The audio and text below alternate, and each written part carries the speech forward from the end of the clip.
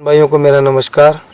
मैं मुकेश कुमार अहीर आपका स्वागत करता हूं आपके अपने YouTube चैनल हेलो किसान पर। तो किसान भाइयों, आज हम बात करने वाले हैं कि किसी फसल में किसी न्यूट्रिएंट या पोषक तत्व की कमी है तो उसे कैसे पहचानें।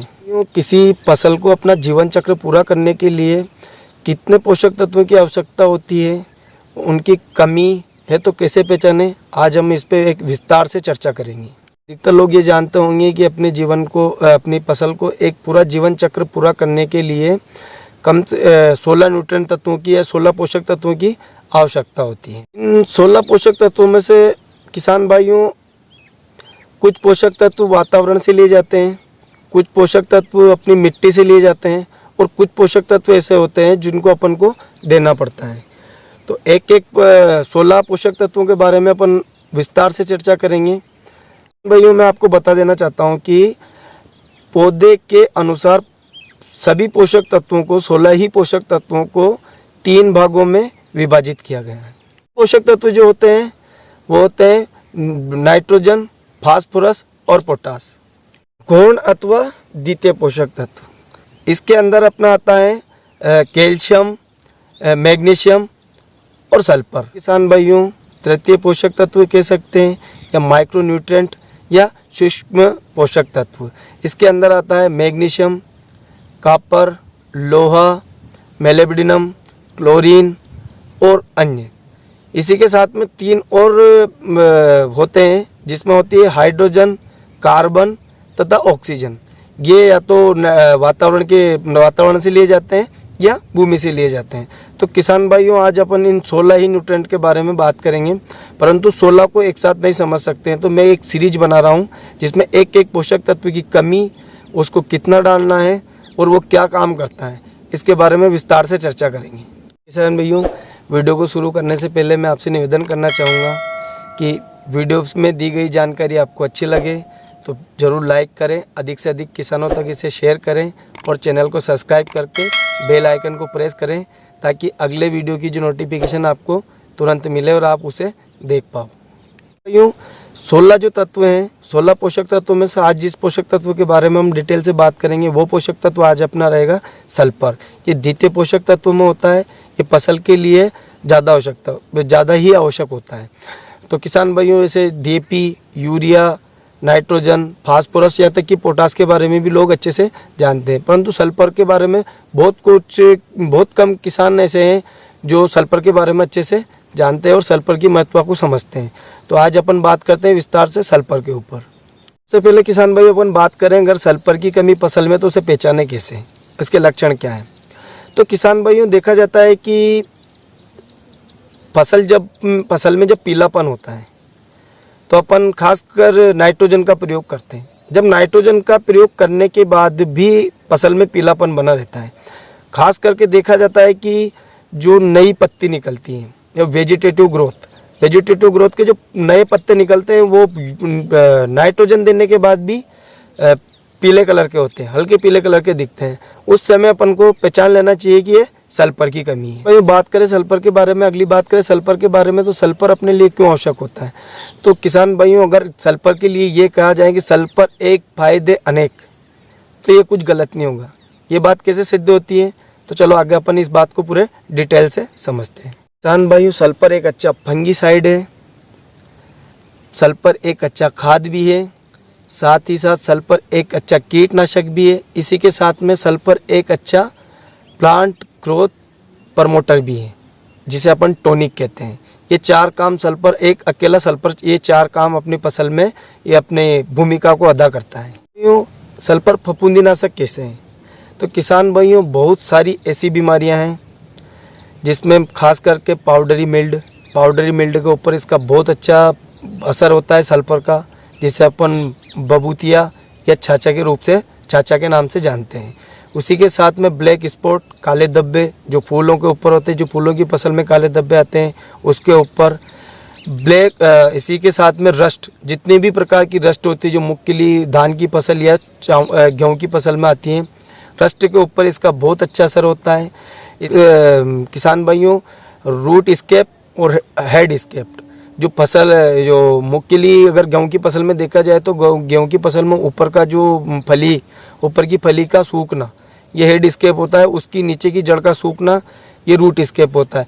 तो खास करके सल्फर इन पे भी कंट्रोल करता है, परंतु अगर देखा जाए मोस्टली देखा जाए तो ये पाउडरी मिल्ड जो बबूतिया रोग होता है, जो सफ़ेद पाउडर जो फसल के ऊपर आता है उसके ऊपर ये बहुत अच्छा वर्क करता है। ये गेहूँ में, धान में, साथ ही साथ धनिये, ऐसी बहुत सारी फसलों में इसका बहुत अच्छा असर रहता है।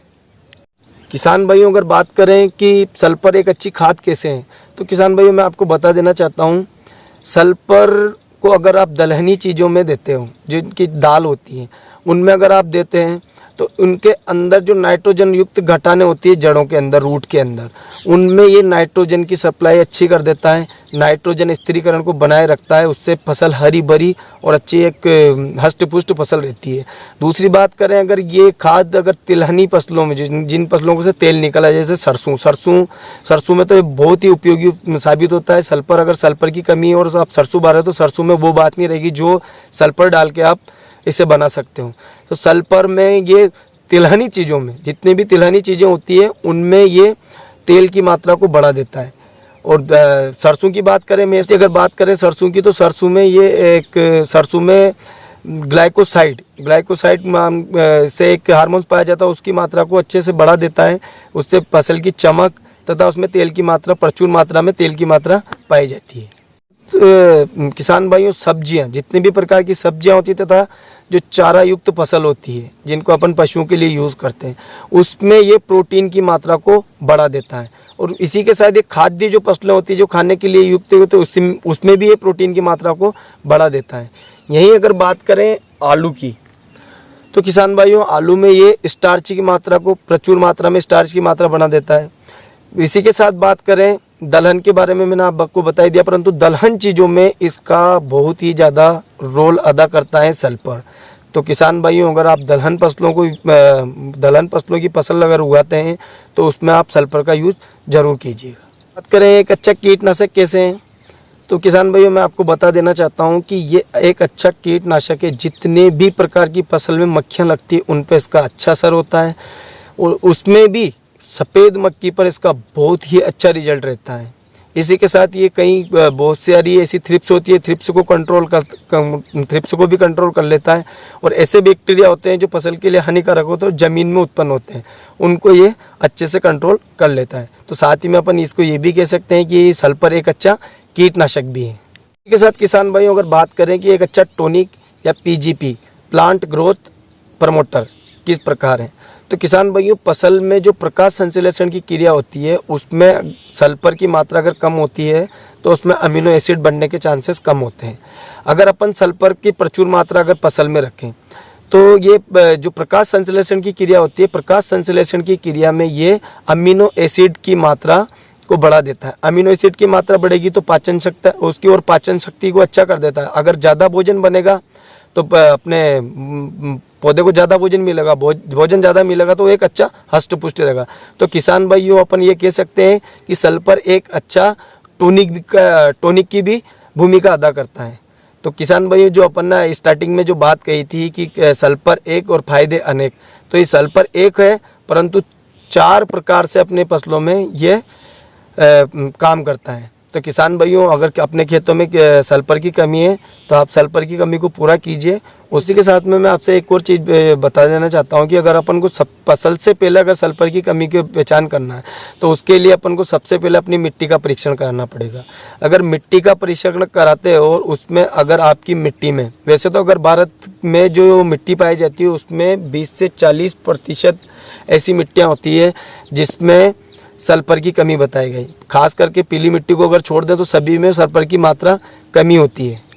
किसान भाइयों मिट्टी का परीक्षण जब हम कराते हैं उसका जब रिजल्ट आता है, अगर उसमें आपकी मिट्टी परीक्षण में अगर सल्फर की मात्रा 10 ppm से कम आ रही है, 10 ppm से कम है, तो वो मिट्टी जो है वो मिट्टी सल्फर की कमी वाली मिट्टी उसे बोला जाता है। तो ध्यान रखें अगर 10 ppm से कम है और आप उसमें कोई सी भी फसल लगा रहे हैं तो उसमें सल्फर डालना अति आवश्यक हो जाता है। किसान भाइयों मैं आपसे एक और अनुरोध करना चाहूँगा कि आप फसल करने से पहले कम से कम साल में या 2 साल के अंतराल में एक बार मिट्टी का परीक्षण जरूर करवाएं। चले सल्फर किस किस अवस्था में पाया जाता है, तो सल्फर अपन को तीनों प्रकार से मिल जाता है। ये खाद्य अवस्था में भी मिल जाता है, अपन को दानेदार फॉर्म में मिल जाता है, ये पाउडरी फॉर्म में भी मिलता है, और ये लिक्विड फॉर्म में भी अपन को मिल जाता है। अगर आप फसल बोने से पहले कौन सा देवें, या अपनी फसल लगी हुई है और उसमें सल्फर की कमी तो कैसे देवें, इसके लिए किसान भाइयों आप सभी से मैं अनुरोध करूँगा, आपको कितना डालना है हमारी फसल में, हम की एकड़ में या हेक्टर में या बीघा में कितना दे सकते हैं, इसके लिए आप कमेंट कीजिए। आपकी हर एक कमेंट का रिप्लाई मैं दूंगा। कोशिश करूँगा कि एक भी किसान ना छूटे। कोई किसान अगर छूट भी जाता है, अपने चैनल से जुड़े बहुत सारे किसान ऐसे हैं जिनको इस बारे में जानकारी है, वो खुद भी आपको रिप्लाई इसका करेंगे।